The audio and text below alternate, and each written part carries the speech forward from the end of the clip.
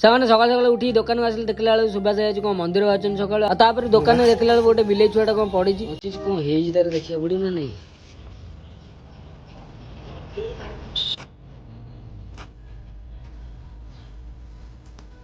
କଣ ହେଇଛି ବୋଲେ ନିଶ୍ୱାସ ଚାଲିଛି ବେ। ଉଠି ପାରୁନଥିଲା ଉଠିଗଲା ନା। ସେମାନେ କାଲି ରାତିରେ ଯୋଉ ବର୍ଷା ହେଇଥିଲା ମତେ ଲାଗୁଛି ସେଇଥିରେ ଓଦା ହେଇକି ସେ ବିଲେଇର ଛୁଆର ଦେହ ଖରାପ ହେଇଯାଇଛି ବୋଧେ।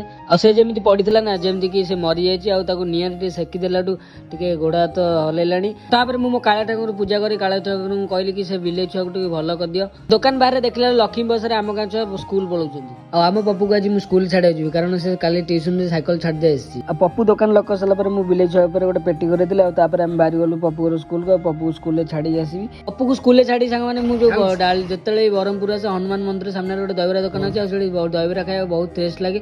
ଆଉ ସାଙ୍ଗମାନେ ଦହିବରା ଯଦି ଖାଇବ ଯଦି ଦହି ପାଣି ନ ପିଇବ ଆଉ ଦହିବରା ଖାଇ କିଛି ଲାଭ ନାହିଁ।